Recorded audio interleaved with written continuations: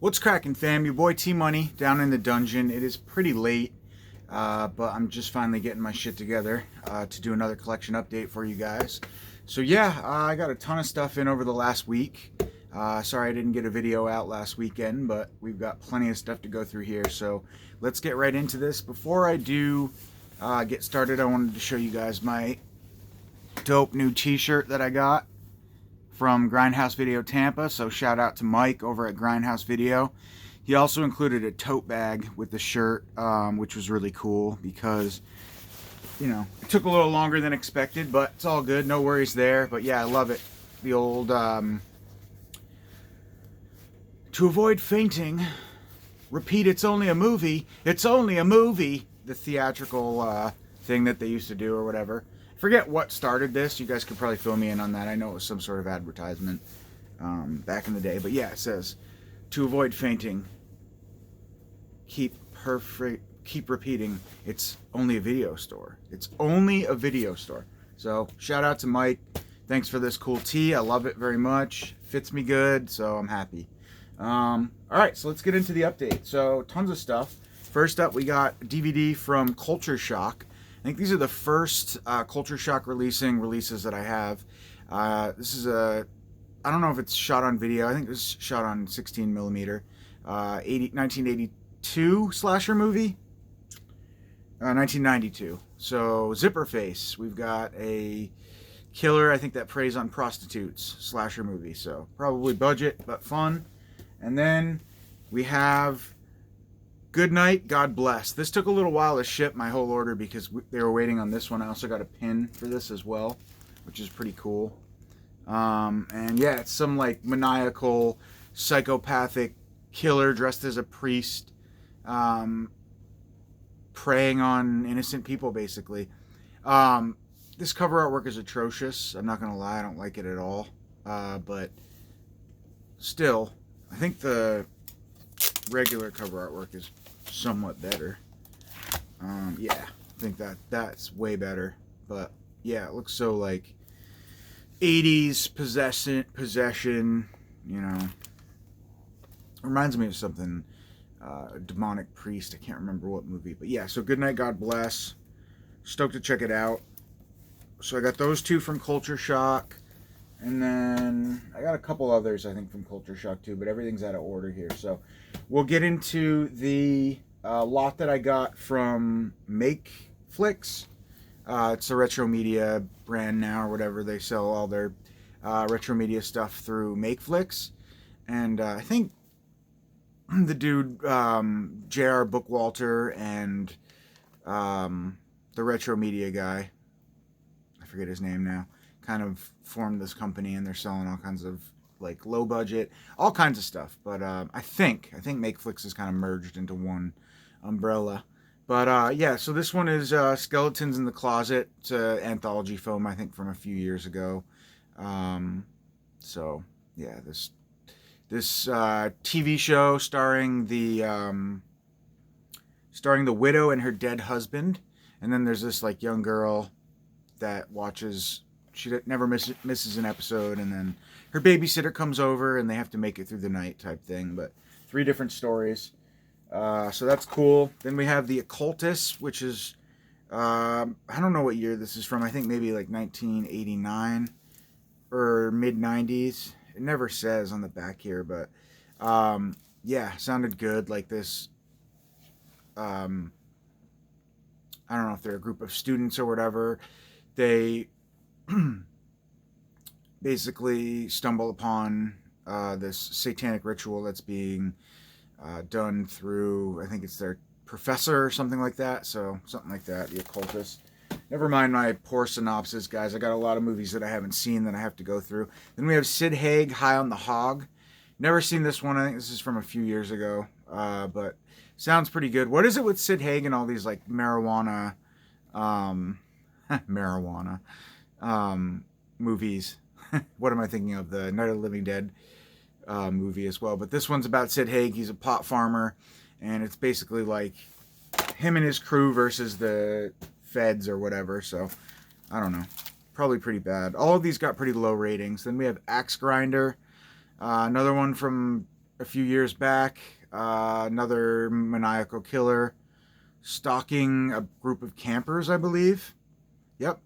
So it says maniac serial killer, and a psycho homeless guy invite themselves to a camping party. You can imagine what takes place. Now, this one is Things, not to be confused with 1989. This is from 1993. And this is directed by Jay Wolfel. Clearly, you can see it stars Jeff Burr and Courtney Lucera, but it's another anthology film. 3 different stories. Begins with a tale of a woman out to get revenge on her husband's mistress.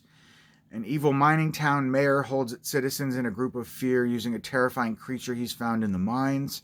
And a young housewife attempts to escape her husband's brutality, only to find herself betrayed from all sides, and her revenge must come through the creature from beyond the grave. So, love that cover artwork. So, like SRS Studios style. But that's another one from Makeshift. And then this is like the Fred Olen Ray influence, I think, from Makeshift. Another horrific double feature from Retro Media, Makeshift, or Makeflix rather. The Monster Maker from 1944 and King of the Zombies from 1941, or vice versa. But yeah, so you've got like a group of people that crash land on this island, and they find out they're doing like zombie voodoo. And then in the Monster Maker, this guy wants to marry this woman, and basically her father's not having it, so he puts a spell, or he makes him a monster basically, and then he says, I'll change you back if I can marry your daughter, and of course he's not having it. So you have that. So 2 old school double features there. I love those kind of movies. All right, now we got a few films from Roy Dam. Shout out to Roy Dam. Always putting out some really cool stuff on Blu-ray. I'm just going to plow through these. Red Eye. Really enjoyed this movie when it came out. Can't believe it doesn't have a Blu-ray. And then I'm going to grab a drink because I'm already parched.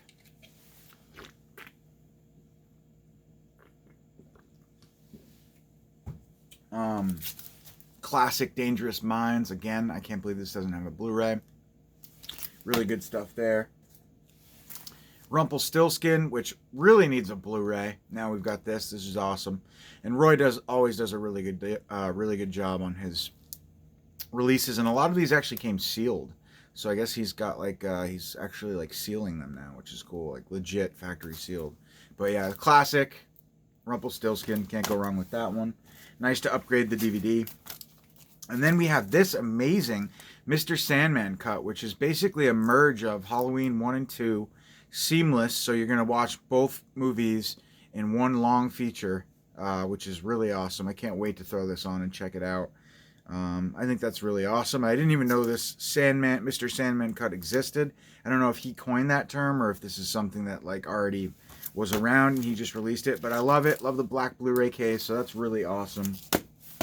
Special release there, because that one will never really get a release, I don't think. I think that was just the mind of Roy Dam. But anyways, I could be wrong, but now we have one from, I got this from Grindhouse Video, Reunion. I don't really know much about this one. Pregnant woman returns to her recently deceased grandparents' family home to spend time with their estranged mother. What begins as a tenuous reunion slowly turns terrifying. So it is a psychological thriller from 2020, I do believe. Reunion, if any of you guys have seen that, let me know. Then we have a new one from Scorpion, Adrenaline. I'm really stoked to check this out. Just an action flick starring the dude from Highlander, Christopher Lambert, and Natasha Henstridge. And this one is awesome. He has to track down a savage killer who threatens the world, and he's chased down to the killer's dungeon, and the hunters find that they have become the hunter. So, Chris Lambert kicking some ass, saving the world, and that's awesome. Then we have Lawnmower Man 2, another new one from Ronin Flicks, aka Scorpion. I remember Lawnmower Man. I remember growing up watching that movie at my neighbor's house, but I don't know if I've seen Lawnmower Man 2 in Hobie's War is what it's called, or Joby's War. And this one takes place right after the first one. I remember it being kind of a weird film, the first one, not really loving it. But this little image on the bottom corner of the dude mowing the lawn. I swear I've seen that before. So now I'm confused if this is actually the first or second is what I've seen. But anyways, Lawnmower Man 2, futuristic, you know, horror, sci-fi, I guess. But yeah, stoked to check that one out. Then we have a new one from Synapse starring the great Bruce Campbell. We have Running Time. The director of this movie is Josh Becker, who also did Okay, so years before Sam Mendes' 1917, Josh Becker designed Running Time to play out using the one continuous shot. Okay, so same style of shooting, but basically it's like an action movie. Bruce Campbell gets out of jail and he wants to steal a bunch of money from the, from the mob from the prison. Says he wants to launch a full-scale heist to steal mob money from the prison that just released him. So yeah, different film for Bruce Campbell. Never seen it before. From 1997, so that's awesome. Then we have Werewolves on Wheels. This is another one from Code Red, not Scorpion. But yeah, this sounds amazing. These two biker dudes basically are out looking for, you know, sex, violence, drugs, rock and roll, all that good stuff on their bikes, and they come across this like satanic group, and they turn them into werewolves on wheels. So totally awesome. From I don't know what 1971, so old school. But that's awesome. Yep, really cool. Then we have Raw, which was great. If you haven't seen this movie, I highly recommend this one. Scream Factory put this out. I have the Blu-ray from, I think, the UK or something like that, but no slip on this one. That's okay. I don't really care, but I just thought it was weird that it didn't come with a slip. Seems like they do that a lot. But this isn't IFC, so maybe it's just for IFC. But why am I talking about the slip? This movie was great. If you haven't seen it, highly recommend you check it out. Raw. Then we have a couple from 101 Films. So they had this deal where if you bought this, you got this for like $5. So 2 Michael Caine films, can't go wrong. War movie and some sort of, yeah, they're both war movies basically, but yeah, starring Michael Caine. The Black Windmill.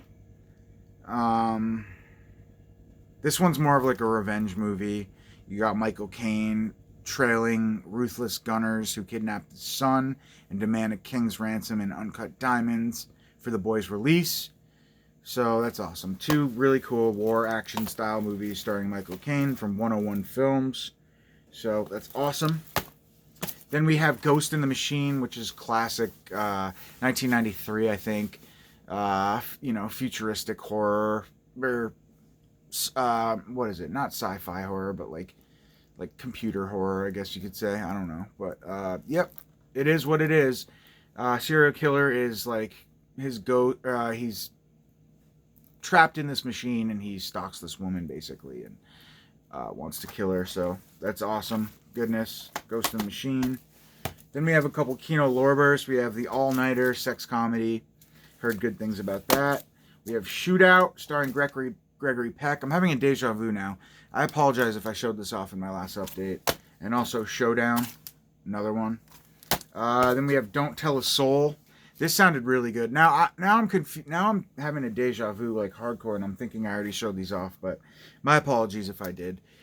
This sounded really good though. Not really horror, but it's about these kids that steal a bunch of money and to help their mom or whatever, and they're being chased by the security guard, and the security guard falls in a hole, and it's basically like him manipulating them and like you know, that sort of thing. So sounded awesome. Got really good reviews. So Don't Tell a Soul.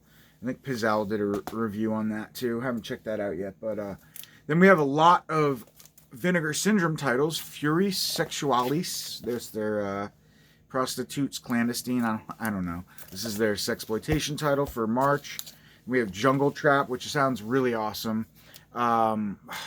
This one is from, is it 2 movies? Jungle Trap and Run Coyote Run. Jungle Trap sounds really awesome. It's about like these ghosts that stalk or they haunt this jungle hotel. I can't get this out now, but this is who directed this. I can't remember, but I really like the movie that he did. I have to try and get this out. He did another movie that totally love. I love. Can't get it out, guys. I'm sorry. Oh man, you son of a bitch! Why do they make it so hard?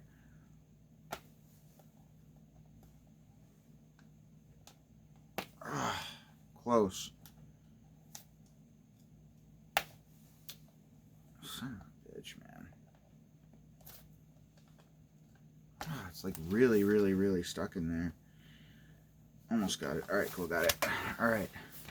Yeah, so it is 2 movies. Jungle Trap and Run Coyote Run. Jungle Trap, director James Bryan, The Forest. I'm sorry. Don't Go in the Woods Alone. So, final collaboration between James Bryan and Renee Harmon, who did Lady Street Fighter. Jungle Trap is a surreal horror dreamscape about a jungle hotel haunted by kill-crazy ghosts in loin clothes. The movie was unedited, unscored, and unseen by human eyes for over 2 decades, until the Bleeding Skull team meticulously. There's a typo on the back of this. Come on, guys. And then Run Coyote Run, the ambitious, nightmarish, lost product from Renee Harmon and James Bryan, compiled from over a decade of footage and a sequel to their earlier Lady Street Fighter. This patchwork synapse fryer features psychic cops, axe-murdering cult members, and reality-defying fistfights. That's crazy. But I am particularly fond of Jungle Trap, and I really can't wait to check it out. And I think it's from 2016, right? I believe it's from 2016. Well, it says 1990-2016, so maybe they finished it. I have no idea, but I'm down. I love that cover, that artwork too. It's so cool. It's like, that's perfect to me. It doesn't get much better than that. And then this is super rad too. So, yep, that's the new one from AGFA. Obviously distributed through Vinegar Syndrome. Then we have Death Promise, which was also released, I think, by Code Red a while back. Action, exploitation, goodness there. Yep. And then Last Gasp. I have no idea what this movie's about. But we're not going to go there because I don't feel like fighting with the thing. If you guys know, fill me in. Alright, and Green Jelly Sucks Live. Excuse me. This band's horrible. I don't know why I bought this, to be honest with you, because I'm a completist. But the only thing I remember is watching the Three Little Pigs music video on MTV. And I just remember it being horrible, but it was like animated and kind of fun and funny. But Green Jelly, I mean, terrible, terrible band. So, that'll be kind of amusing, I guess. Check that out.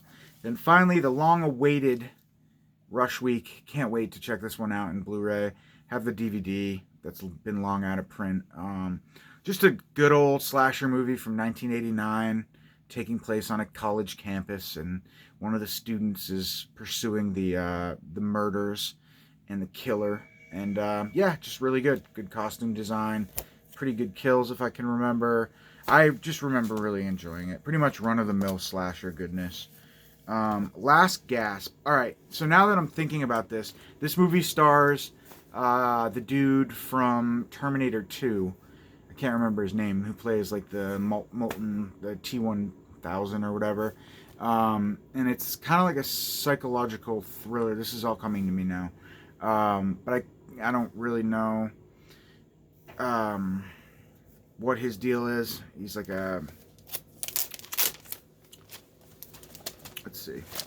Let's pray that this comes out easier than the other one. Alright, so yeah, the guy's name is Robert Patrick. Leslie Chase, played by Robert Patrick, will do anything it takes to push through his mega real estate development, even if it means arranging the massacre of a Mexican native tribe to clear a patch of land. But no bad deed goes unpunished, as after murdering the tribe's chief in cold blood, Leslie's body and mind are taken over by the chief's vengeful spirit. vengeful spirit. Forced into committing a series of heinous murders, Leslie's life is thrown into greater peril when a private detective has been hired to investigate the disappearance of one of his victims, begins to suspect that the elusive real estate tycoon is harboring a deadly secret. It says an intriguing mix of supernatural possession horror and straightforward slasher, complemented by several bloody set pieces. Character actor Scott McGinnis's Making the Grade second feature film. Oh, he did Making the Grade. Last Gap stars Robert Patrick and Joanna Peculia. Blah, blah, blah, blah, blah, blah, blah, blah, blah, blah. Dan Martin and a bunch of others. Don Edmonds. Ilsa. Yeah, she wolf of the S. So anyways, cool. So hopefully it's good. The movie is from 1995, so right smack in the middle of the 90s. That's why we get this ugly-ass 90s cover artwork. But I like Robert Patrick, so I hope it's good. Alright. And we have just a couple more things here, guys. Lucky Stars. This is from Eureka. Special 3-disc Blu-ray edition, 3-film collection. Jackie Chan, baby. Can't go wrong. Jackie Chan, Sammo Hung. Yep, the Lucky Stars 3-film collection. So, Winners and Sinners, My Lucky Stars, and Twinkle Twinkle Lucky Stars. Chock full of special features. Never seen any of these movies before, so. I have, like, so many Jackie Chan movies now, thanks to companies like 88 Films and Eureka. Alright, and just a couple more things, guys. I picked up the Friday the 13th Part 2 limited edition steelbook. I don't know if it's how limited it is, but 40th anniversary limited edition steelbook. Love that classic cover artwork. Can't go wrong. And then also I whipped out my original one. So far they've done these two. We'll probably get one for each film as their 40th anniversaries come. But that's cool. Lord knows I didn't need them, but love them. Love Friday the 13th, so I can justify buying those. Alright, got a couple movies from an online, from the Cult Media Facebook group. I can't remember his name now. I apologize. Very good seller, very good guy. He sold me Dracula media book. This is, it's actually in German, but there's English subtitles, so I'll have some reading to do. Got number 634 out of 1,000, so classic Christopher Lee Dracula. And then I also grabbed, what else did I grab from him? There was one other movie. Oh, it was something I already owned, so I put it away. Then I grabbed Barbarian Queen from Amazon Germany, and I'm so happy I grabbed this, even though this is still in stock and Amazon's is not. But I totally missed out on the Shot Factory limited edition double feature of that, and I also missed out on the Mondo Macabro, their latest Red Case edition releases. So if anybody out there that watches my videos wants to sell me either the Amazon's Barbarian Queen double feature from Scream Factory or the latest Mondo Macabro titles, I can't remember what they are, I would be happy to either trade or buy them from you, so let me know. But yeah, Barbarian Queen, just another Deathstalker type ripoff, you know, adventure, fucking epic, sleazy, sexy, goddess warrior type movie, so that's that. And then we have the classic Showgirls, 4K, can't wait to watch this sexy ass movie on 4K. I love this movie. So good. Grew up with this movie. Watching it on HBO all the time. Oh, okay. Actually, so the other movie I bought from this mysterious Cult Media seller that I forget his name, I apologize, is the Warlock trilogy from NSM Records. So can't go wrong with NSM Records. I absolutely love this company and their media books and their artwork, and their releases are just really, really nice. So we got all 3 Warlock films. I really only like the first one, but figured why not? Grab them all, one little sexy set. I do have like a standard trilogy too on just Keep Case edition, so but I wanted to grab this number 21 out of 250. So this kind of stuff right here is just good for the collection. All right, last but not least, we have one from new one from Dark Force, Dark Force Entertainment, aka Code Red. We have Magdalena Possessed by the Devil.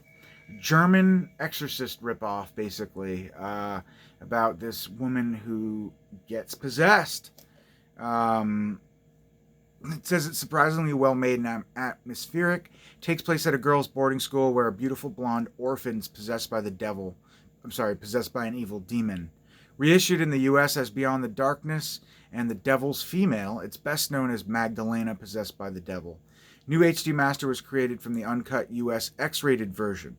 Plenty of delicious sleaze combined with some legit scary demonic moments, making this one highly worthy of the Dark Force moniker. Something tells me that that was not written by Dreddy, the guy, I forget his name now, but so well written. But yeah, awesome. So I gotta say, Dark Force has been pretty good. I like Bill. I know a lot of people don't, but I like Bill. I think he's an alright guy at heart. And they're, you know, like their customer service isn't bad for me.